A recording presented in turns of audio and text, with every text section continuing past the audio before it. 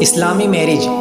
دوستوں میں آپ کو بہت ہی دلچسپ واقعہ سنانے جا رہا ہوں۔ بہت ہی دل سے اور من لگا کے سننا۔ ایک عجیب و غریب شادی کا واقعہ جو ہمارے دین میں پہلے شادیاں ہویا کرتی تھیں، جنہیں ہم شریعت کا نکاح بھی کہتے ہیں۔ تو چلیے شروع کرتے ہیں دوستو۔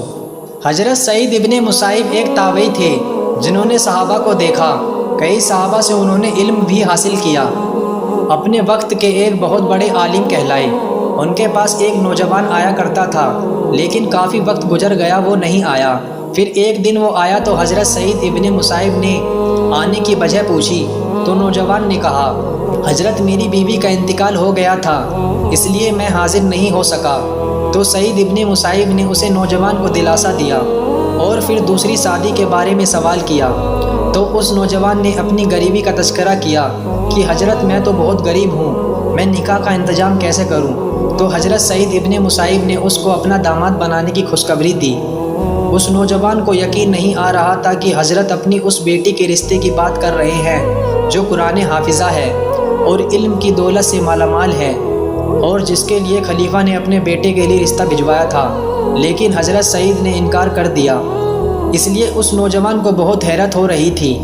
حضرت سعید نے کچھ دیر بعد کچھ درہم کے بدلے اپنی بیٹی کا نکاح اس نوجوان سے پڑھا دیا۔ یہ نوجوان بہت خوشی اپنے گھر گیا۔ اس دن اس کا روزہ تھا۔ اس نے گھر میں افطاری کا انتظام کیا۔ مغرب کا وقت ہوا۔ روزہ افطار کے بعد وہ کھانا کھانے میں مصروف تھا کہ دروازے پر دستک ہوئی۔ اس نے دروازہ کھولا تو دیکھا سامنے حضرت سعید کھڑے ہوئے ہیں، اور حضرت سعید ہمیشہ علم کے سمندر میں ڈوبے رہتے تھے۔ انہیں باہر بہت کم لوگوں نے دیکھا تھا، اس لیے نوجوان بہت شرمندہ ہوا۔ اس نے کہا، حضرت آپ نے کیوں زحمت اٹھائی؟ آپ بلا لیتے میں آ جاتا۔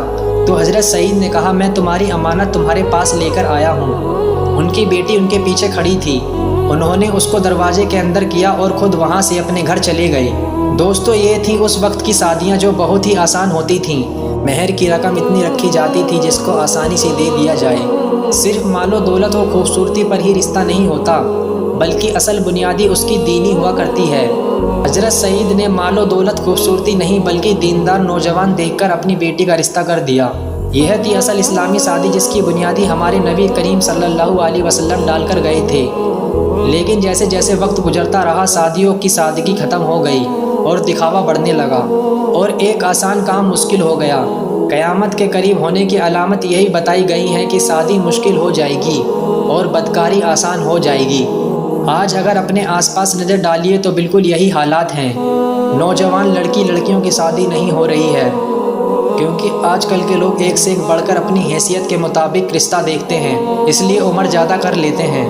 آج شادیوں میں دکھاوے کے طور پر لاکھوں روپے خرچ کر دیے جاتے ہیں، لیکن ذرا سوچئے اس میں کتنے گھر آباد کیے جا سکتے تھے اور کتنی شادیاں کی جا سکتی تھیں۔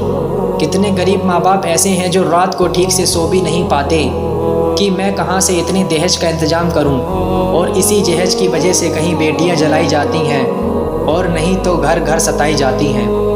جبکہ اسلامی طریقے کے مطابق تو بیٹی والا بالکل آسانی سے اپنی بیٹی کو بیاہ دیتا ہے۔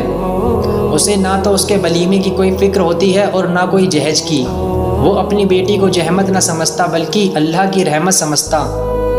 یہ صرف ہمارے ریتی رواج کی وجہ سے ہوا۔ آئیے شادیوں میں سادگی کو اپنائیں اور دکھاوے کو ختم کر دیں۔ جو رقم بچے اس سے کسی غریب کی بیٹی کے لیے انتظام کر دیں، اور یہی آپ کو دنیا اور آخرت میں کام آنے والا ہے۔ شادی میں کیا گیا دکھاوا نہیں۔ میرے پیارے دوستو، قرآن پاک میں اللہ تعالیٰ نے ہر مسلمان کو نیک کام کرنے اور برے کام سے بچنے کی نصیحت فرمائی ہے تاکہ وہ ایک خوبصورت زندگی گزار سکے۔ جو بھی حدیث پڑھتا ہے یا سنتا ہے اور اس پر عمل کرتا ہے تو اس پر اللہ کی رحمتیں اور برکتیں نازل ہوتی ہیں، اور ہر پریشانی اور مصیبت سے نجات پا لیتا ہے۔ اگر بات سمجھ میں آئے تو اپنے دل میں گناہ سے توبہ کر کے نیکی کا شوق پیدا کرو۔ اللہ آپ کو اور ہم سب کو زیادہ سے زیادہ نیک کام کرنے کی توفیق عطا فرمائے۔ اچھی باتیں پھیلانا بھی صدقہ ہے میرے دوستو، اس لیے زیادہ سے زیادہ شیئر کرو اور لائک کرو۔